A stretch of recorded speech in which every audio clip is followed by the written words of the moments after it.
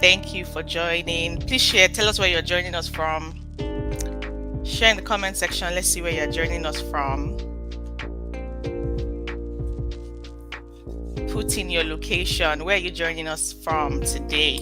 Where are you joining us from today?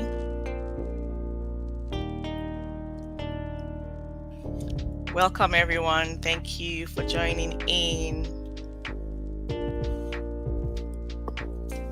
Can you hear me clearly? Abuja, Nigeria. Nice. Thank you for joining in. Who else? Share where you're joining. Houston, Texas. Nice. I'm in Houston as well. Nice. Thank you for joining in. PJ, where are you joining us from today? What part of the continent are you in, sir? What part of the continent are you in, sir?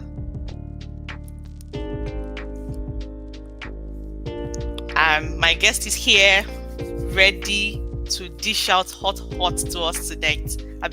This night if you're in Nigeria, this afternoon if you're in the US, depending on your location. He's going to be sharing his story. He's going to be sharing his journey, Mr. Bayo. He's going to be sharing his journey, sharing his story as to where, all that he has been through, how he's been able to get to where he is today. Are you all ready? Is everyone ready? DCH repping, yay! Thank you. Thank you for joining in. Thank you for joining in. All right, so I'm just going to bring up my guest, Mr. Bayo. Mr. Bayo. Hi. Good afternoon, sir. Yes, great to connect. Thank you so much. Thank you for agreeing to do this with me. You're my first guest on this series, and it's such a privilege. I know that every time I sit with you to ask you questions, you always give me assignments to take back to go and read and research upon. Like, meeting you has been such an honor. It's been such a blessing. Thank you. Thank you. I don't take this for granted at all. Thank you so much, sir. Thank you. I appreciate it. It's a pleasure, man. Thank you. All right, so please, if you are joining, get your pen and your paper ready. Mr. Bayo is going to scatter some tables. We're going to learn. Like, the whole idea of this series is for us to be very practical, for us to learn, for us to see that sometimes when we're going through things in life, we think it's just us. We think that life is not being fair. We think that everything is just against us. But when we hear people's stories, sometimes it's encouraging to know that, people have been through things like this and they have triumphed. So, I always teach my people that there are right responses to pain. There are wrong responses as well, right? So when we know the right ones, it will empower us to come out. And the thing with healing is, it's not going to say you're not going to it's not that you're not going to have problems again, but it's going to help you, give you tools to navigate and come out faster. And I know when I talk about trauma a lot of people think it's just when you lose someone close to you, or when maybe you have an accident or something dramatic happens to you.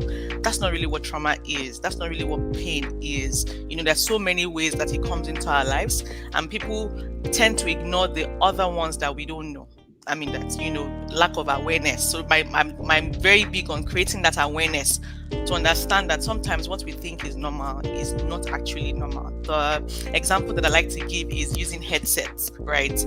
If I'm talking to you, I'm listening to loud music with my headphones, I'm going to be shouting because the feedback I'm getting in my head too is loud. I'm going to be responding based on what I'm hearing, based on what I'm listening to, based on what I'm used to, based on my programming. But if you're in front of me and you're telling me, Tinuke, you're shouting, and I'll be arguing with you. No, I'm not shouting. Until something happens that you have a cause to lift up this thing from my ear and I catch myself speak. That's how I begin to know, oh no, then I know that I should reduce my voice, or what I considered normal wasn't normal. A lot of us what we tend to consider normal is, I grew up in a loving home, my background was fantastic. You don't realize the subtle ways that these things have shaped you, right? So today is not about me, Mr. Bayo. Before me, I'm with my pen and paper for you to dish out, and I have a couple of questions that I would like to ask you, so that our guests would have, viewers would have, a guide, have tools to use as well. All right. So, first question that I have today, Mr. Bayo, is um, can you share a bit about your childhood, your early experiences, right? So, the environment you grew up in, say the country, how it shaped you. Like, just share what your background from your childhood is like.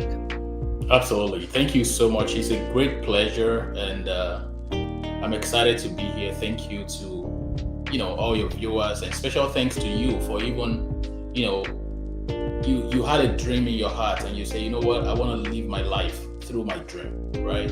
I want to start something for myself. I want to make an impact. So I'm giving you a great kudos for stepping out in faith, okay? And launching your dream and starting something that matters to other people. So thank you so much for honoring yourself and for stepping out in faith. So everyone, welcome. Good afternoon in US, in Canada, good evening in UK, good evening in Nigeria, or where people are joining from. It's a great pleasure to join. My name is Bayo Adebowale. So the question you asked me about childhood, and man, that's a deep one because I lost my dad, and every time I think about my childhood, the memories of my dad comes back, and it's now a positive experience, right? But I'll tell you, I grew up in a very loving family. My father and my mom, they were Muslims, so I grew up in a Muslim home. Okay, Alaji, Alaja. My Muslim name is Abdullah. Okay, wow. I still have my Muslim name Abdullah. Most people don't know. So I grew up in a very loving home, one wife, one husband, with 9 children. Okay, 9 children. We're 9. I have 5 brothers and 3 sisters. So, but when we were growing up, some of my brother siblings traveled. They went to different parts of the world. At that time, 1995, 94, they were looking for greener pastures. Some of them US, some of them to Europe and Holland and Netherlands, as they call it now. So I ended up spending a lot of time with my dad because the older siblings traveled. But something tragic happened. My father died. I had built a very solid relationship with my dad because when the older siblings traveled, I and my dad were the ones that are mostly available, and my older sister, who was in the University of Ibadan. So I grew up in Ibadan, born and bred up in Ibadan, okay? Oh, really? Yeah.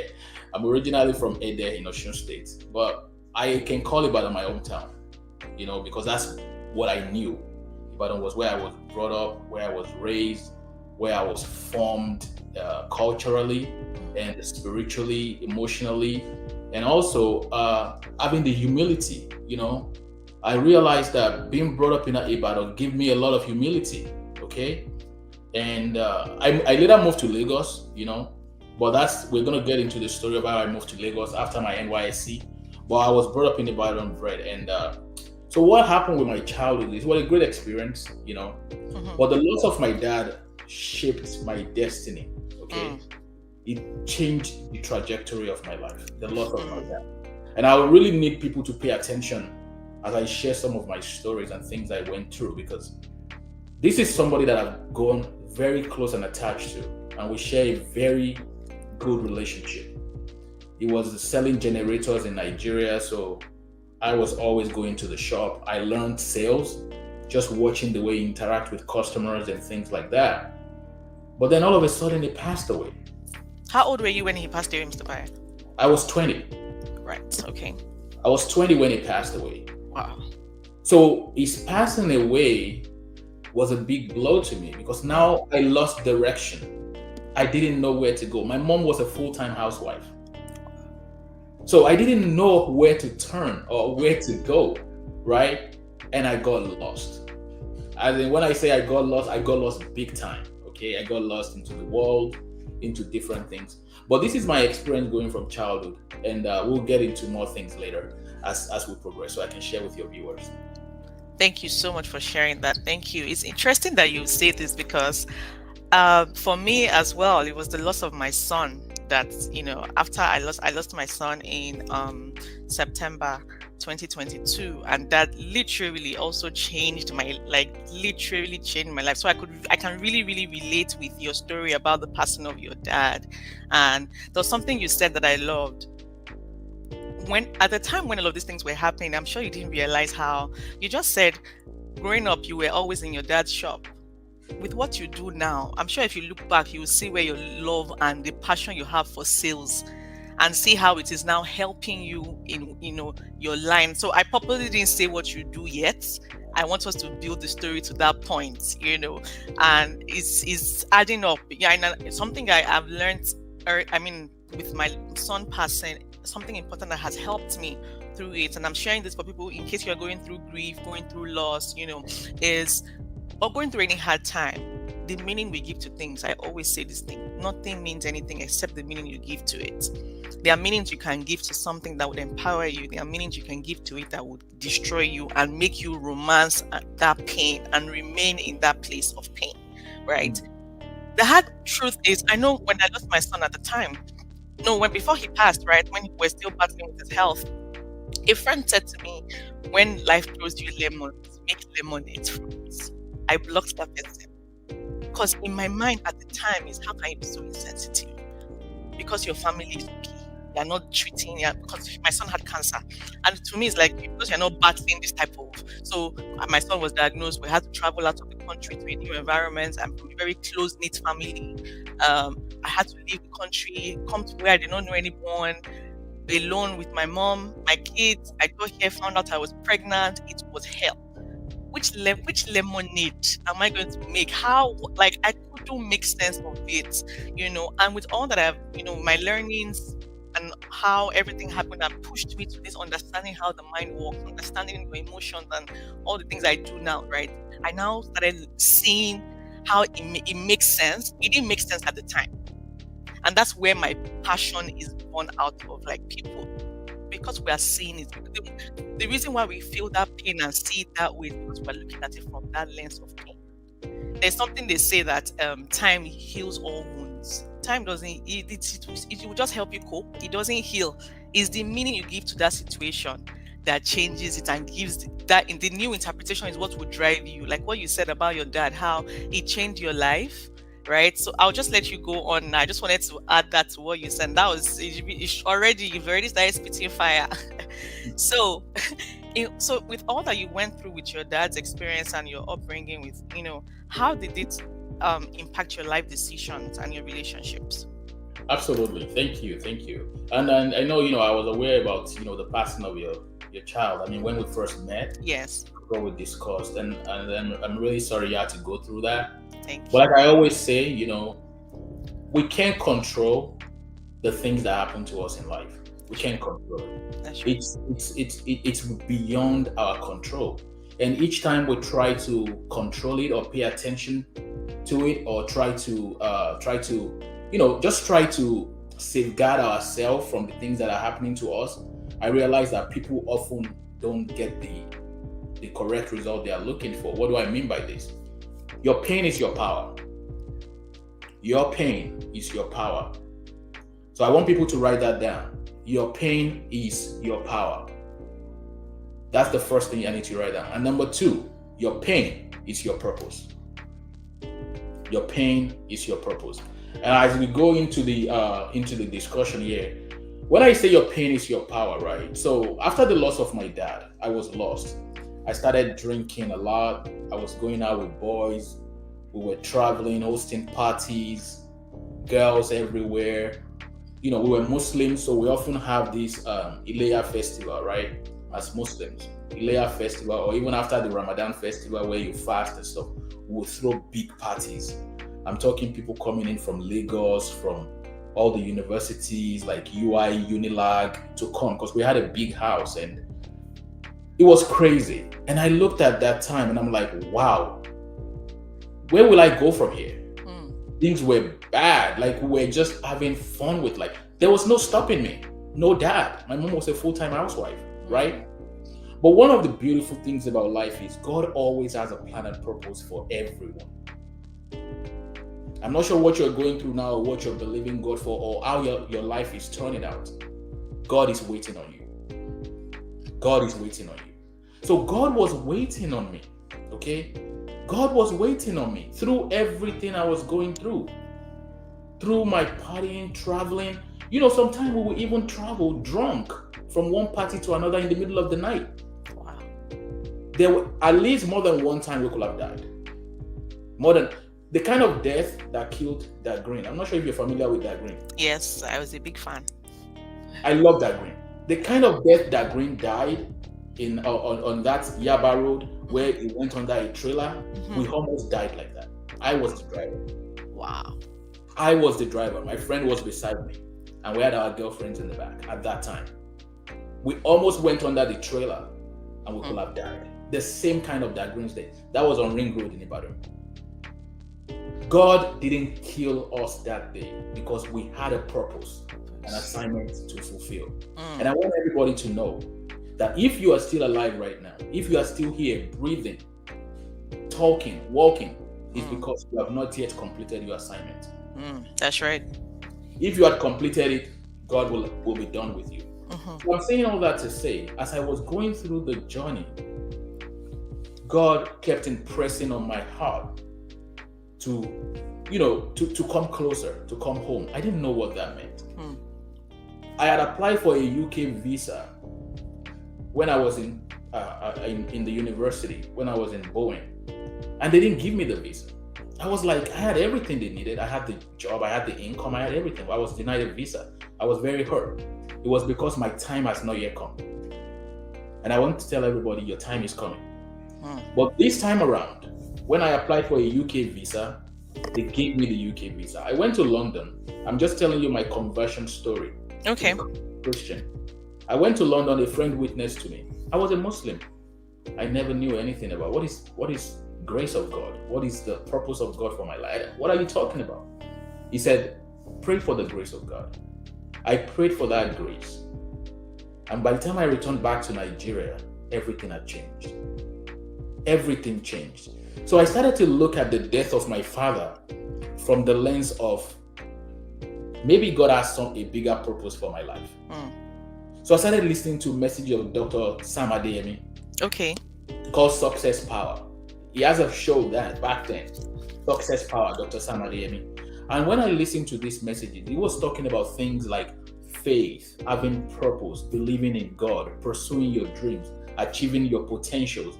I didn't know what all these things meant, but the more I listened to the messages were reprogramming my mind. Which is why I tell people, social media that you have in your hand is a tool. It's a tool. It can break you, destroy you, or it can make you and give you every great thing God has promised you in life. You must use social media well. What we had back then were messages on TV, on radio, with Dr. Sam Adeyemi. Those messages shaped the foundation of my life as a baby Christian. I would listen to Bishop David Oyedepo, who was a fire in the spirit of faith. He talks about faith. How your faith as the mustard seed can move mountains. Those were my foundation. So here was I coming as a Muslim, right? Lost my dad, got into the world. Now God brought me into Christianity, and I'm hearing about faith. You can move mountains. This thing was exciting. Mountain, a whole mountain, right? And Dr. Sam Adeyemi said, you can fulfill your potential. You can pursue your dreams. You can achieve your dreams. And I started getting interested. I was buying books. I was reading books. I was consuming books. Mr. Bayo, please drop these books. What books did you read, please? One of the biggest books I read was by Brian Tracy that said, Eat That Frog. How to Stop Procrastination. Because we'll all have dreams and goals that we know we have to pursue. But we get held back by our own thinking, and it begins in your mind. So the more I was beginning to read this book and applying the things they were teaching me, those were the things that shaped the life that I currently live. You read and you apply. A lot of people read, they talk to people, they get inspired, get motivated, but they don't apply. Yeah. They don't take action, they don't execute.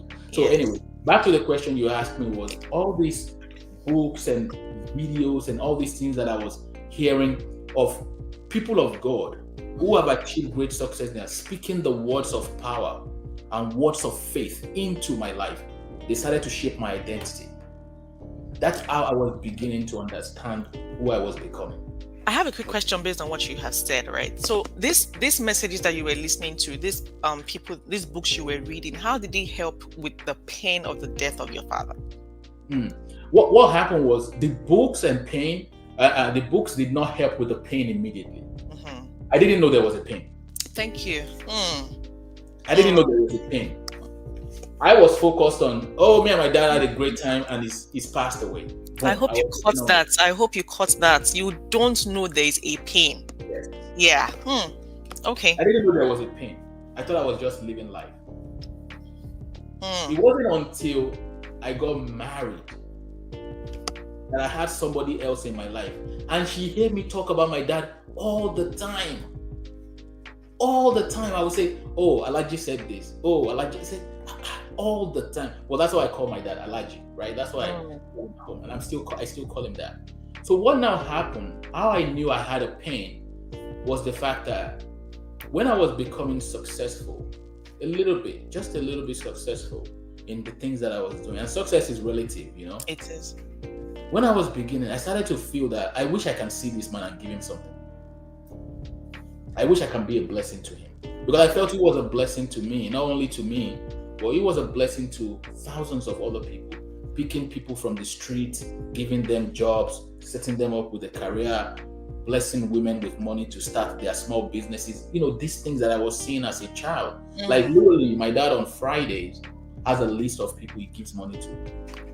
Every Friday. He gives money to them for no reason. I will never understand it. He just blesses them. So all these things I was seeing. So as I continued to grow, I wanted to see my father and show him some appreciation of who I was becoming.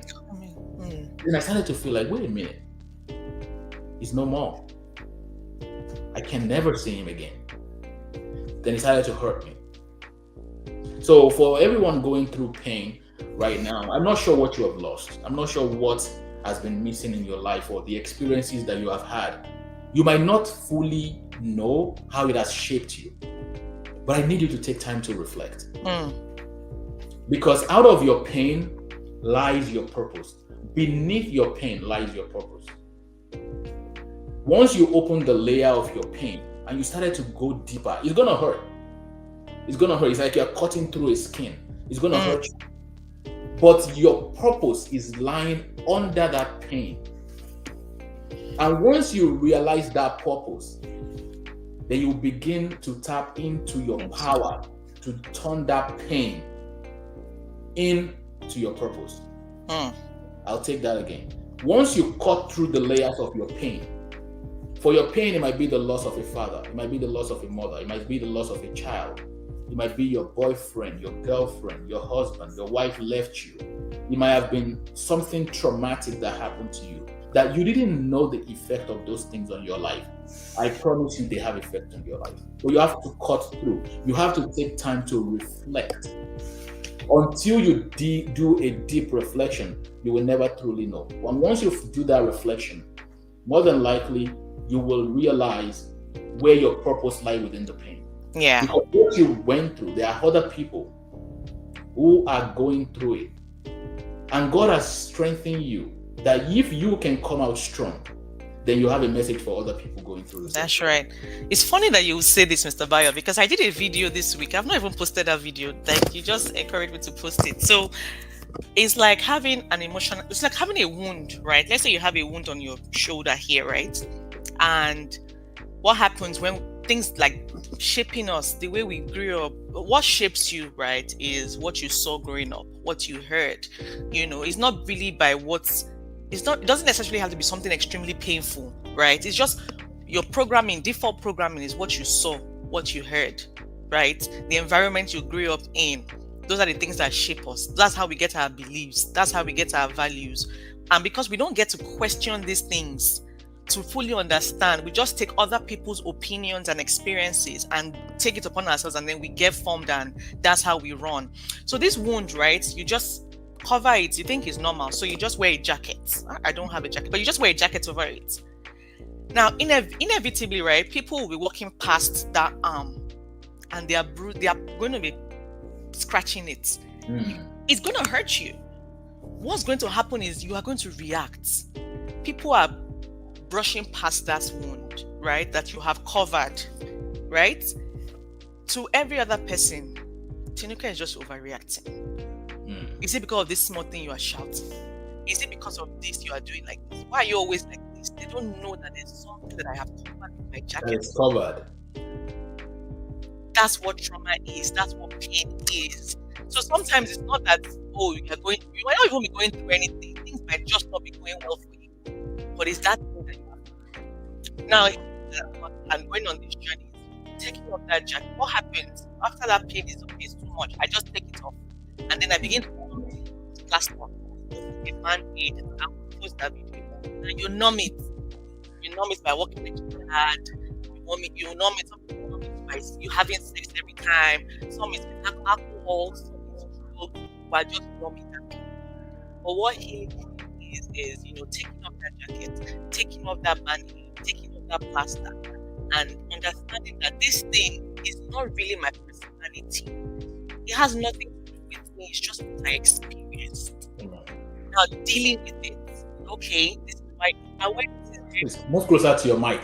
Yeah. Can you hear me? Yeah, I can hear you better now. Yeah, that's awareness, like understanding it first of all, that this is not me. It's whatever it is that happened that caused that thing. And then that's how you can begin to, like you said, understand yourself deeper. It's painful. It's very painful because you're going to be waking up wounds and things that are very initially it's painful. But that's the benefit of coaching and therapy, because it will help you, you will have literally holding your hands to go through that process. That's a very powerful line. Thanks for sharing that, Mr. Bayo. I just wanted to add that in. So you talked about. Sorry? I said I love the illustration because Thank other you. people are not seeing what you have covered. Yes. So it's bruising you. Yes. It's bruising you. Yes. Sometimes you don't even know that you are covering something. Because to you, your normal is normal. That thing, you were born this way, you grew up in this kind of home. You see what you just said about your dad was a giver. He had people he gives things to every Friday. He does this. See how now knowing you now and the things you are doing, now is connecting because you saw it. Now, something that we don't understand is for the fact that you have seen some things happen in your childhood. There's a 90%, except there's an intervention, there's a 90% chance that you're going to reproduce it. A lot of us, we just reproduce our parents' marriages, copy and paste, whether it's bad or good. You are going to, because that's your normal, that's what you saw. That's how you grew up, that's what you know. So when other people are telling you certain things, you can't relate. That's why a lot of marriages fail, because our programmings are different. Our baggages are different. What we know, what we understand about life, they're extremely different. And I heard you say something about your wife that I want you to please talk more about to help us. You said you didn't know you had pain, but the way you were constantly talking about your father, what did that do in your mind? How did that make you realize that there was something you had to deal with? Absolutely. Thank you. So as we continue to journey with life with my wife, my amazing wife, shout out to her, I started, anytime we were going to do that, Alaji said, check the door twice before you leave the house, so you make sure the doors are locked. Alaji said, before you do this, make sure. She was like, okay, you're always talking about your dad. What is it with you and your dad? Tell me about your relationship with your dad. So I told her my relationship, my formative years, between the age of 10 to 20, I spent it with him. And as a boy growing up, right, those were pivotal years in my life. Between the age of 10 years old to 20 years old. That stage, it was my teenage, my young adult, like it formed a greater part of my character. And one of the things I took away from my dad, and I wrote a book for my dad, okay, how I turned my pain into a purpose. I'm going to share that. I wrote a book for my dad to celebrate his life. Please tell us the title, where we can get it from. I know it's lessons learned from my dad. Lessons from my dad, okay? So as I continue, it's on Amazon, it's on a couple of places as well. Lessons from my dad, Bayo Adebowale. So as I continue, right, I talk about my dad and all these things, but I couldn't bless him. If I see my dad now, I'll write him a check for maybe, I don't know, $100,000 or $500,000. I'll just say that. Thank you. Cash money, Mr. Bayo. Thank you. But I couldn't do that. So it began to hurt me that as my wife asked more questions about my dad, I reflected more. And sometimes I want to tell people this. What you're going through, you might not know it. Other people on the outside are the ones that can help you identify it. That's right. Because you are in your body. More than likely, if you are not careful, you will not see who you are. That's why some people have bad character. And when you tell them about the bad character, they're like, oh, wow, really? I didn't know that. They can't know. They are in the body. So it's somebody outside the body. Some people lie, but they don't know they lie. Mm-hmm. But it's somebody else that says, why do you always lie? Then they catch themselves and say, wow. So it was, as I share all these things, my wife was like, there's something there, right? There's something there, you know? And one of my lifelong dreams was always to be an author. Since I started reading Dr. Sam Adeyemi's book, Reverend Bishop Oyedepo's book, and all these powerful, Dr. Miles Monroe, Brian Tracy, Zig Ziglar, all these powerful Les Brown, I started getting more interested. Look, I think I have a book in me. So it was one, we used to have New Year resolutions. I would write down, become an author. I would always become a motivational speaker. I always write it down every year. And that's the power of writing things down. I'm telling people, write things down. In the book of Habakkuk 2:2, I believe. Write it down. Make it plain. Write the vision down. Make it plain on the tablet so that those who read it may run with it. Write things down. Because what happens in life is there's a lot of distraction. And if you are not careful, if you have a God-given thought that comes to your mind, if you are not careful, you will lose it.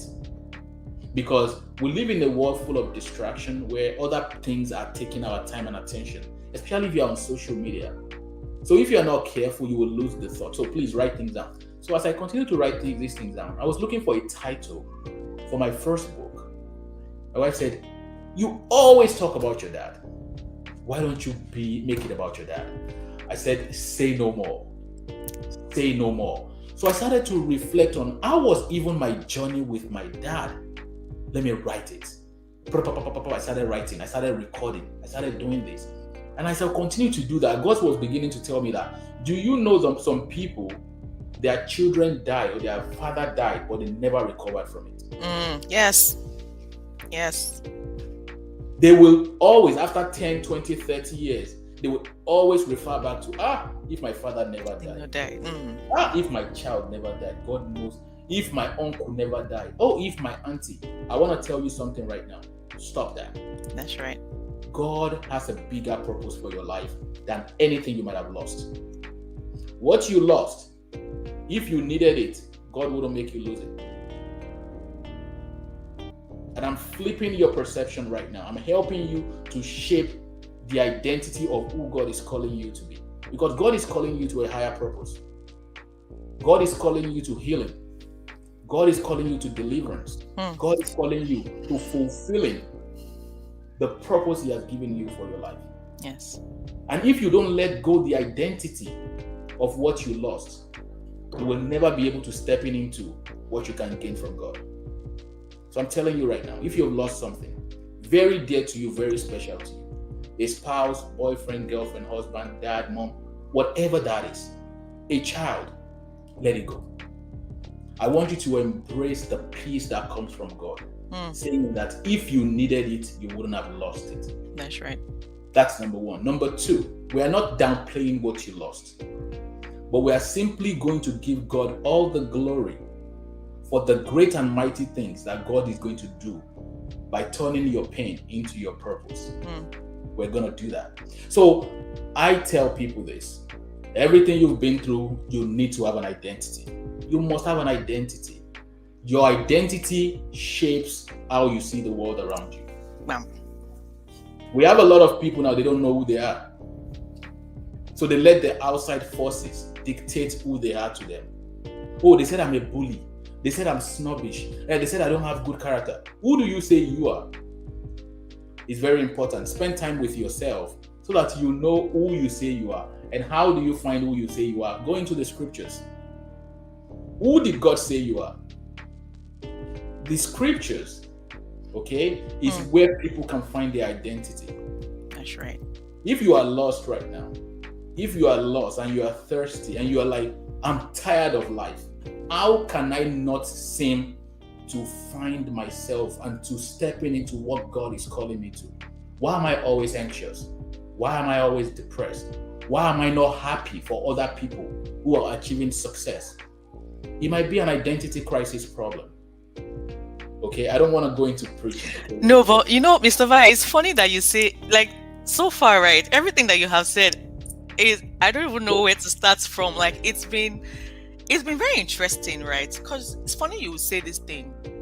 When my son died, for example, I started my healing journey, right? I started therapy, I started coaching, I started everything. Before my son died, now with what I know and what I do, honestly, I see that I did not know myself. I did not know anything. I thought I was okay. My son died, and I went into therapy, I went into coaching, I went into all of these things. And that's when I started to see that even the death of my son was even the least of my problems. I now started seeing that I had more things, I had more issues that I didn't even know that I had. Right. And that's what this journey is. Tell us, right, based on what you have said now, before I finish my line, how did it affect your Christianity? This new mindset that you grew into?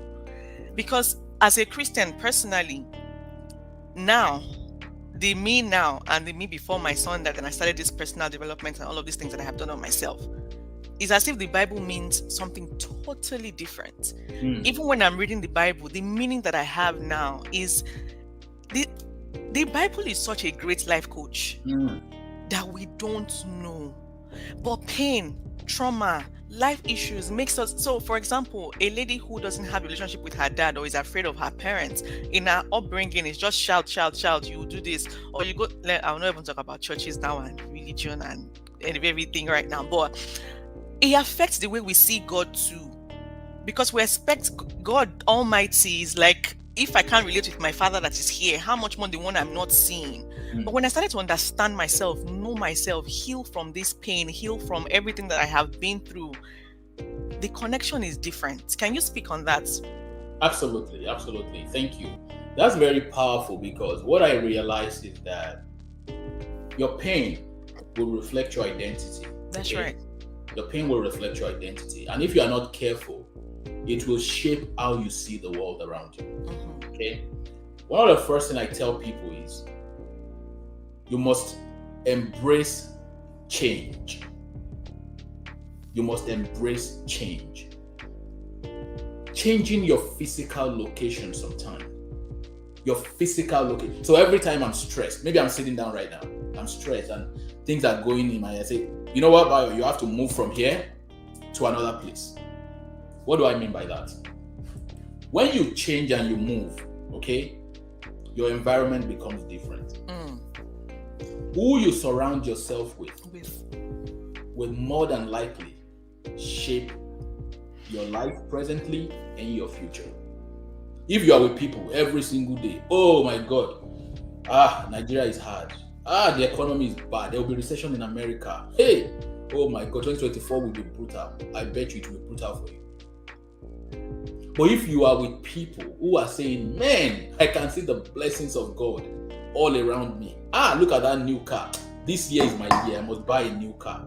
Look at that. That girl got a new job. Wow. If she can get a job, I can get a job. If that girl is getting married, is a lie. That girl, this is my year. I'm getting married too. If you are hearing, this guy made $1 million last year from doing what he does. No.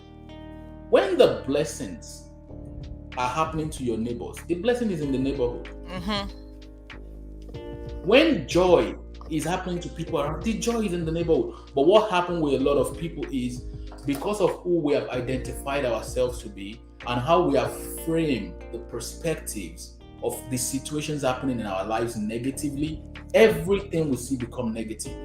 So when people like that open the Bible, for example, they said Jesus cursed the fig tree. They picked the word cursed. They have forgotten the passage where God said, I will give you the wealth that I swore with your fathers and your forefathers. Yes. They have forgotten where God said, Every desires of your heart I'm going to give you. Or in the book of Jeremiah 29:11, where God is saying, the life that I'm going to give you is a life of purpose, to give you a future and an expected end. But because they are negative in their thoughts, so when they open the Bible and the things they read, everything becomes negative in their perspective. So what I tell people to do is this: change your location, change your environment, change the people you spend time with, change the people you discuss your situation with. If you discuss with people who are already depressed themselves, who have anxiety about what the future holds for them, who are unhappy with their lives, you will likely become the next unhappy person. Why? That's right. The two of you have a problem, nobody has the solution. Why don't you start moving with people? And sometimes it takes you to force yourself, okay? Because it happened to me. I lost some friends because what we were doing was chasing women, we were partying, we were having fun. But now I found this new identity that God is telling me that if you continue to move with these same people you were moving with, your life will never be the same and you will not fulfill your potential. I need you to find people in the church of God who are wealthy and successful like you want to be, who are living for a purpose. So it was hard for me to dissociate with most of my friends, but I had to do it to fulfill the calling of God for my life. So if you are hearing this right now, and you are in a situation where you are just overwhelmed by the things happening around you, the thoughts in your mind, how your life is turning out, please change your environment, change the network of people you talk to. If you look at your phone, some people will call me, I won't pick their call because they bring negative news. Mr. Bayo, did you see the news? The news is bad. I don't want that.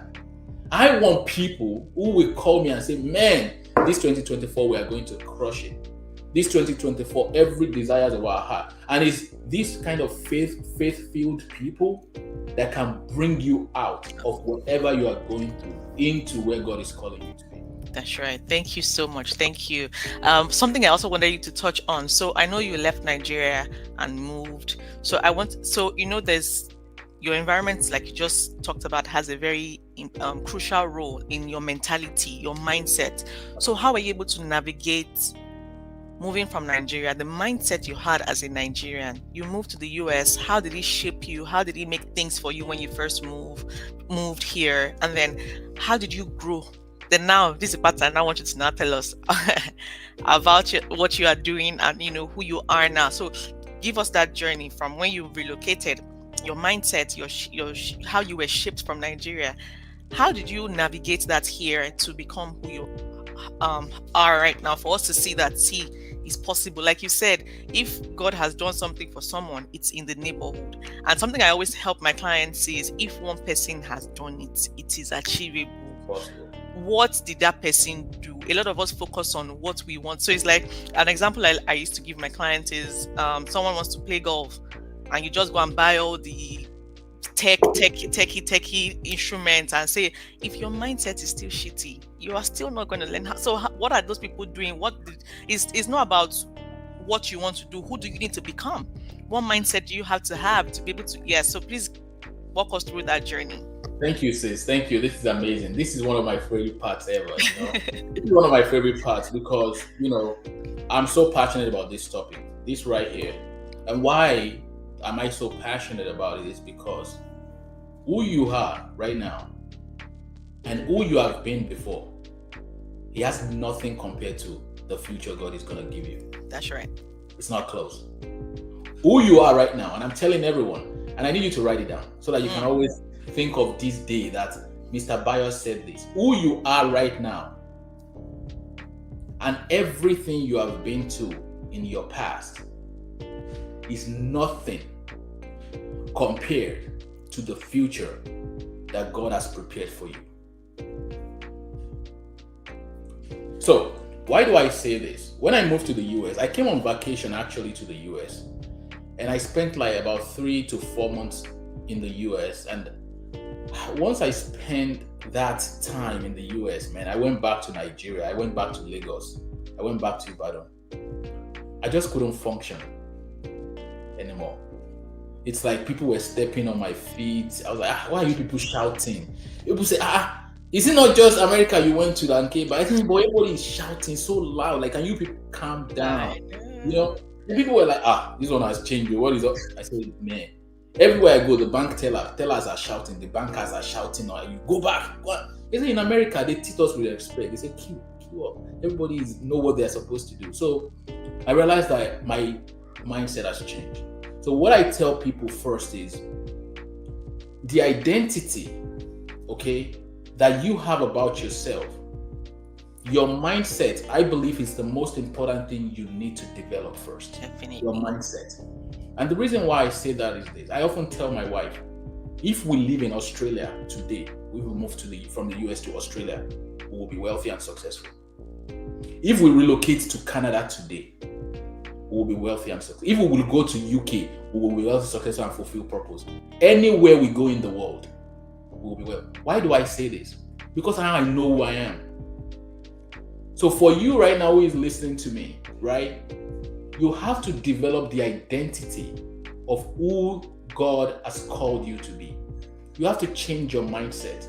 And the mindset I would like you to embrace as we go into this journey, which will take us a few minutes, is that anywhere I go in the world, I will become successful. Believe it and declare it with your mouth every single day. That in this United States, I will be successful. I will fulfill purpose. In Canada, I will be successful. It might be difficult today, but tomorrow things will be better for me. Like, start saying it and declaring it. Believe it with your heart. Paste it on your mirror. Paste it in your car. Paste it in the bathroom. Paste it by your makeup. Paste it by your shoes and clothes. That in this America, in this Nigeria, in this United Kingdom, I will be successful and I will fulfill every of God's purpose for my life. The more you say that to yourself, the more you believe that, something starts happening in your brain. You might not know it, but something will happen. Your mindset will start to shift, because you have to begin to see difficulties as a test that you must pass through to have a testimony. For everyone that relocated, for example, there will always be trying time. For me personally, it was very difficult. I already graduated from university. I was going to enroll in MBA. Now I knew that I didn't like school anymore because it was so stressful, and the kind of income I wanted to make in my life, school was not going to give me that. So I didn't want to work 9 to 5. When I was in NYC, GTB gave me a job. GTB, I turned it down. They said nobody has ever done that. GTB, I went to Adeola Ode. Is it Adeola Odeku or Injola Emi Street in VI? I went to meet the MD or something like that. He said he wanted to talk to me, that I turned down GTB offer. I said I turned it down.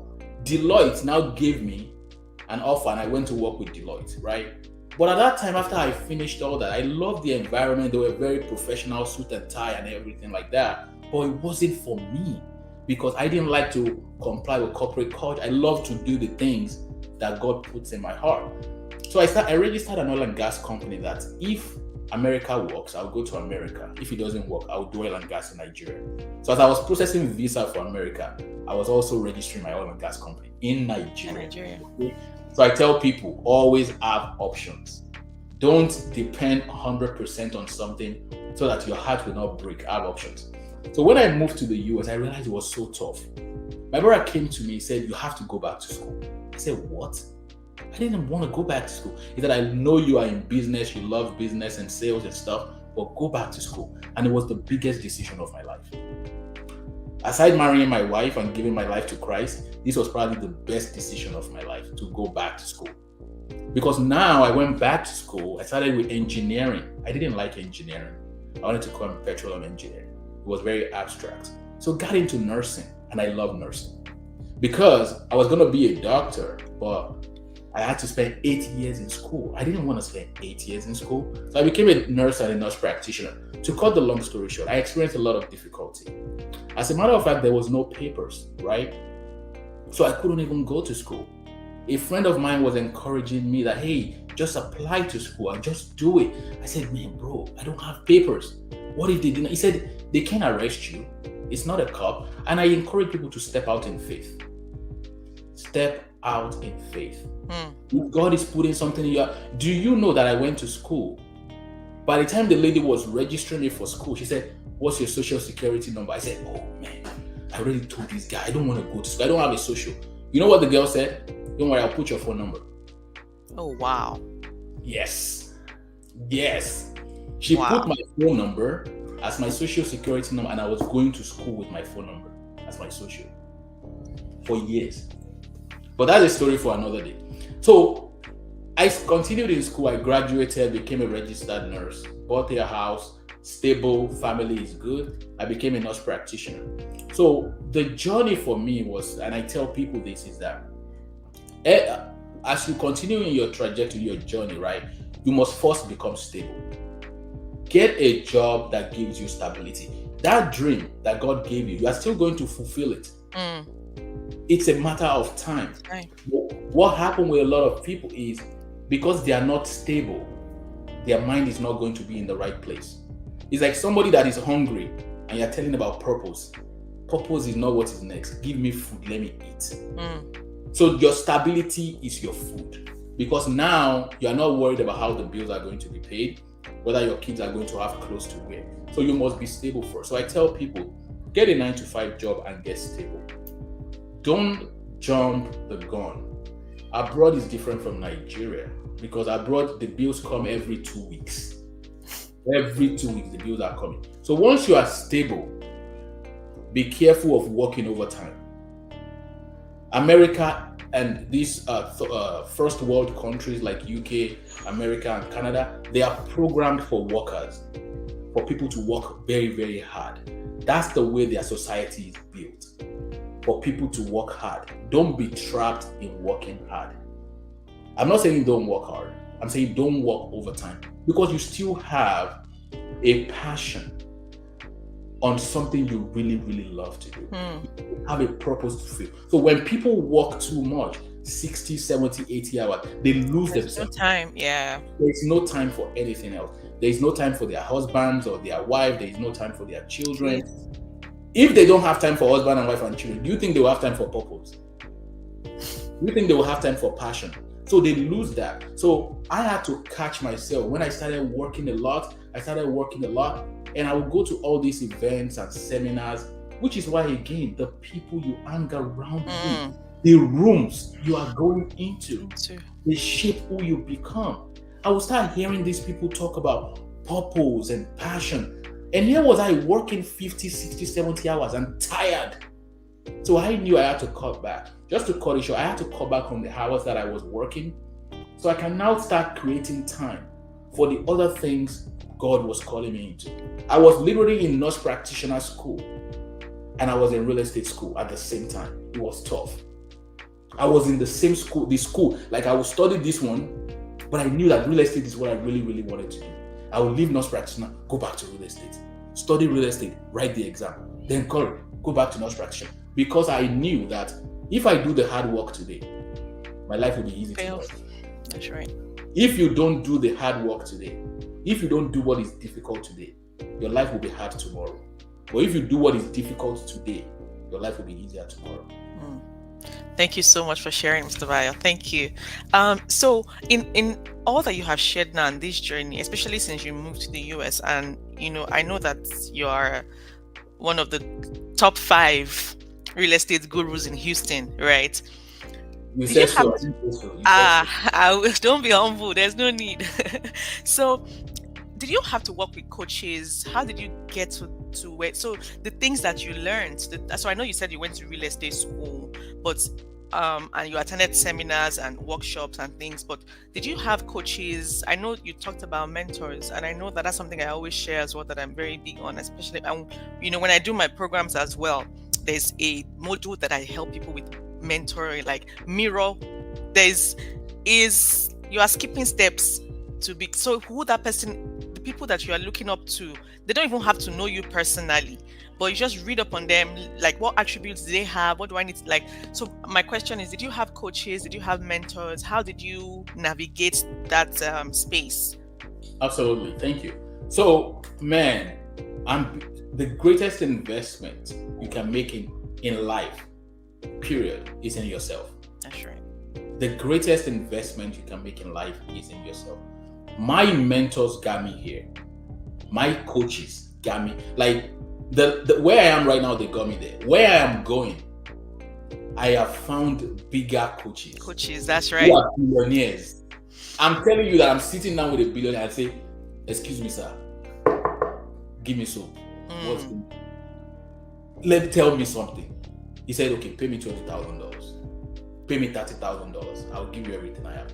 Because what happened is it's a cheat code. You don't want to fail to stop. Why do you want to fail to succeed? Mm. Why do you want to fail to succeed? Some other people have failed for you. That's right.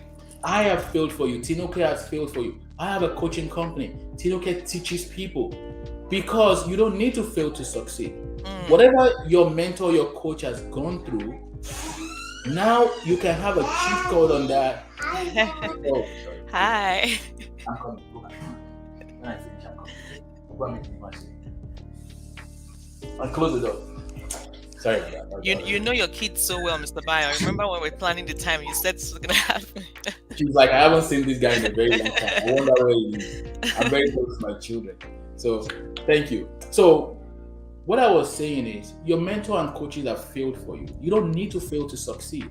All you need to do is to copy their blueprint and paste it into your life. That's right. One of my coaches is Dr. Sam Adeyemi.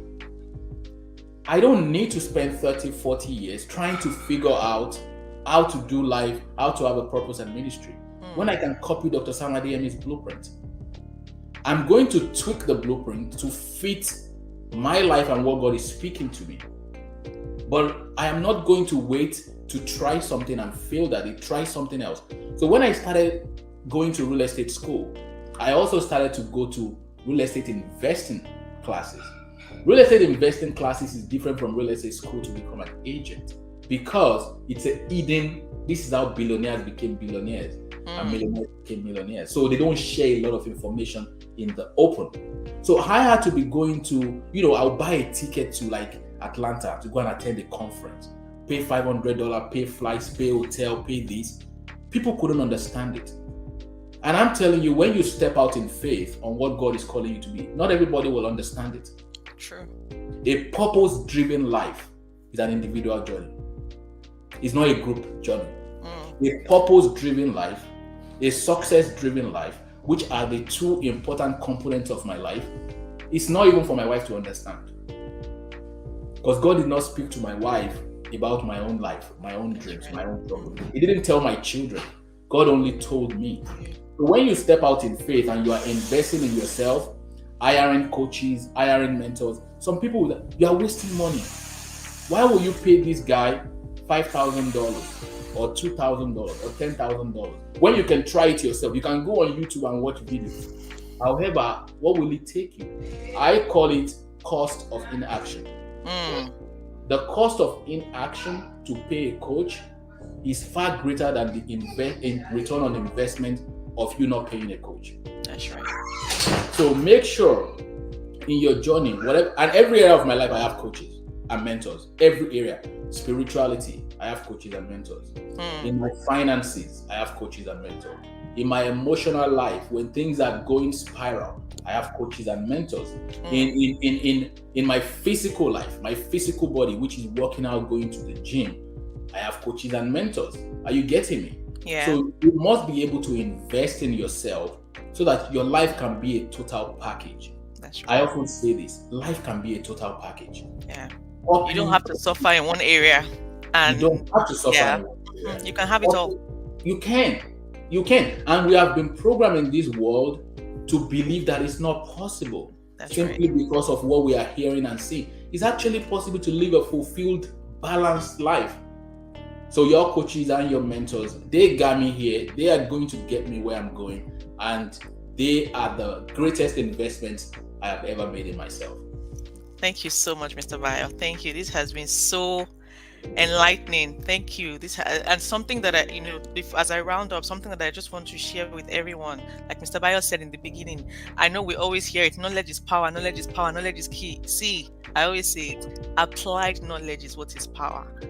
We can know it and we are quoting A lot of us are quoting scriptures and it's not even transforming our lives. We're quoting, we know the scripture. Even the devil tempted Jesus with the scriptures. We Mm. can know these things and it's not doing anything in our lives. So it's just head knowledge. You can hire a coach, get a therapist that would help you. There's one of my coaches that made me read a book, right? And so one of the books I had to read, if I did not finish it, there will be no next session and I will pay. Accountability is very, very, very, very I important was to going to speak anything on you that. want to do in your life. If you don't have someone that you're accountable to, someone that is holding you, it's interesting you said I have a coach for every area of my life as well. And something that happened to me was the whole of last year was about Tinuke. And I started to struggle that, okay, these things that I want to do, I don't know where will I start from? Then I started getting overwhelmed. And obviously with what I know, I'm like, no, it's just knowledge. Most times when there's something called learned helplessness, right? And once we get to that part where, oh, I've done it so many times, it did not work, it won't work again, so I won't even bother trying. If I have a coach in that area, right, that coach would help me. Any area that you are struggling, I put it to you today, is just because you don't have knowledge in that area. That's all. There is a book for everything you want to achieve. There is a coach for everything you want to. YouTube is a school. Mr. Bayo talked about resources. We just think money. Every time we hear resources, we just think is money. But there are things that, as an individual, there are resources that you have. Because the honest truth is, we all have wisdom within us. Yes. The answer to your problem is inside of you. Your Yes. coach is just going to help you bring it out. Your coach is just going to shift your perspective, and it's like, I didn't even think of it this way. And then you apply it this way, and boom, Thank you so much, Mr. Bayo. Thank you. I don't know if you have last rounding up message for us. I wanted to just drop something again. Thank you for stepping out in faith and doing this. I really commend you, and I love it that you are, because you have to do something for other people. Okay. Yeah. It's too selfish to have your gifts and talents and potential and keep it within you. You are very selfish.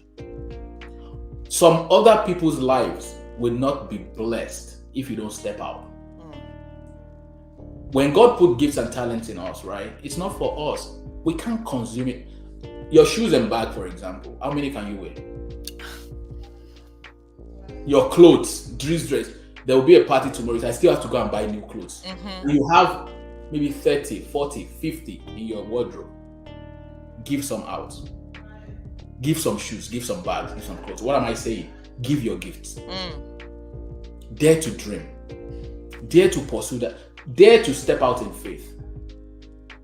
Because some people are waiting to receive what God has put. Life is a system, right? You give something, somebody else gives something, somebody else gives something. That is what completes us. So if you are somebody that you are here now and you want to go and hire a coach for this area of your life, that area of your life, you have a gift inside of you as well.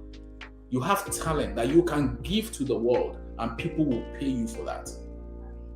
And don't even worry about the pay. Just focus on adding value. So the way Tinuke is doing right now, you're adding value to people, right? You are bringing people here to discuss, to help our community.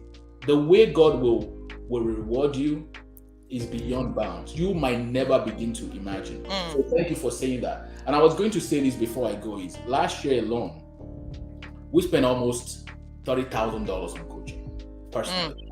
$30,000. And people will say, that's a lot of money. I don't have that kind of money. Spend $500 on yourself. Spend $200 on yourself. Spend $1,000 on a coach. Spend $5,000. Whatever area you are struggling with, spend it. And you will see that problem that you are facing that is obstructing you to go to the next level, God has put people in your life to offer you the solution. Because if you continue to discuss your problems with other people who have the same problem as you, nobody has the solution. So you need to find the people who have the solution and begin to pay them to give you the solution. Okay, go between my.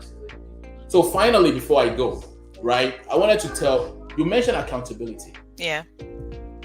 Accountability changed the game for me. Being accountable.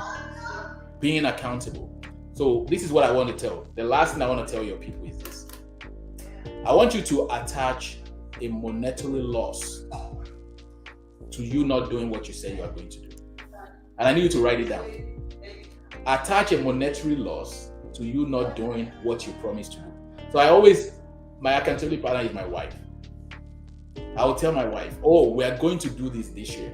If we don't do it, I will give you $2,000. Do you think I want to give my wife $2,000 just like I don't want to? So that thing is in the back of my mind that by the end of March, we must buy this property that I promised we are going to buy. Because we have all the potential and the resource and everything, but I'm just not going to do it because I'm doing other things. But when I remember, $2,000 is due at the end of March. In your life, it might not be $2,000, but attach monetary loss so that you can become accountable. So that when you hire a coach or somebody that you trust to lead you in the area where you are struggling, you know, like that book you mentioned, that if you don't finish that book, you are not going to the next level. And you know you really want to go to the next level. Exactly. So that book is holding, the next level is holding you accountable to finish that book. And you have the potential to finish that book. It's just that the way life is, we will procrastinate. So the more I attack monetary loss, that if I don't do this thing, I will donate $1,000 to a charity of your choice. Is it good to donate to charity? Yes. But is it okay to do the $1,000 just like that? It's not. So please attach a monetary loss to you becoming more accountable so that you can hold yourself that if I promise to hire a coach by the end of March and I don't do it, get a friend that you can trust, get your spouse and tell them, I'll pay you $1,000. It's a lot of money, or $2,000. Say like an amount of money that is bigger than you will ever want to pay somebody, right? That's number one. Number two is this: identity. As we close here, I want people to go back, okay? Your life is amazing. I'm not sure what you have been through, what your journey is, or what you have been looking for. So far, your life is amazing. Your life is beautiful. Your life is amazing. But can it be better? You can go from good to great. The next journey of your life is to go from good to great. Good is good, but we need you to be great. We need you to live your purpose. So find your identity, unravel your pain, go deep down and take a pen and a paper. Look, I have a paper here. It's good to write on papers. Start writing what were your experiences. What have you been through in life that shapes your current identity? That's number one. Number two, step in with God. Tap in with God. We have done life our own way. Look where He brought us. What can happen when we tap in with God? When we move with God? When we spend more time with God? Whether it's in the Bible, whether it's in the church, whether it's in the midst of believers who have more faith than us, who can help us increase our faith. Are you getting? Number three, believe what God said about your future. Believe it. Like I'm telling you, sis, every time I read about the promises of God for my life, that I know the plans that I have for you. A plan to give you a hope, a plan to give you a future, a plan to give you an unexpected end. Every challenge that I'm facing at that period is just disappeared because God has said it, that I know the plans that I have for you. And I'm embracing it. I'm holding that plan and I am believing it. So believe it. Paste it everywhere you can see the plans of God. Go on Google right now. Say, what did God declare in the Bible about the plans for my future? Where did God speak about purpose in the Bible? Look at those Bible verses. Take the ones that make meaning to you and paste them where you can see. And number 4, action. Action and execution. Action is key. If God put a dream in your heart, if God has put a desire in your heart, step out in faith. What if you fail? It's okay. Failure is the junior brother of success. People know me now in real estate, right? Do you know I've sold women's shoes and clothes? No way. You see? You didn't even know No way. I didn't know that. Do you know I've sold oil in gas station? Wow. But people see Bayo and say, Bayo is in real estate. Bayo is doing this in real estate. But all those other businesses that I did in the past, like selling female clothes, men's shoes and things like that, oil in gas station and all these things, generators, we've sold generators before. Those things were the building blocks of where God was taking me to. And until Mm, I passed those tests in those small little businesses, there will never be a testimony for me in real estate. that's right. So please step out in faith, start acting. If God put an idea, if God put a dream in your heart, step out in faith, launch your product, believe God for the best, pay a coach, pay a mentor, let them help you. And I wish you the very best of success. Thank you, Mr. Bayo. Thank you so much. I'm so grateful. Thank you. Thank you. Thank you for saying yes to this. You're actually my first guest since I started. I mean, I just started the series and you're my first guest. Thank you for saying yes. This has been a blessing. My note is full. Thank you so much, sir. Thank you. It's a Thank you. I great one. appreciate your time. God bless you, sir. Thank you so much. It's a great Thank you one. so much, everyone, for joining. Everything that Mr. Bayo has said, I hope you took notes. I hope you have noted them down and hold yourself accountable. There's a version of you waiting to be unleashed. There's a version of you that you need to become to get the life that you want. Everything Mr. Bayo has said, if you don't start working on your mindset first, if you don't heal from your pain, heal from your dysfunction. Childhood dysfunction is a form of trauma, is a way things come into your life, is a way you are shaped. If you don't heal from all those things back end first, everything that we're saying will not make sense to you. And I can say that because that was me a couple of years ago. Aspire, I used to call everybody aspire to inspire. I am what they've come, they've come, but I did not understand it because there were baggages that I had that I did not even know that I had. So please, the best thing you can do for yourself is invest in yourself. Invest in yourself. People would only treat you the way you treat yourself. The way you can, life would only give you what you believe about yourself. I can do it, life will give it to you. I cannot do it, so be it. So shall it be. That's what it's going to be. So please invest in yourself. That's the understand your trauma, understand your pain. Let's walk through it together.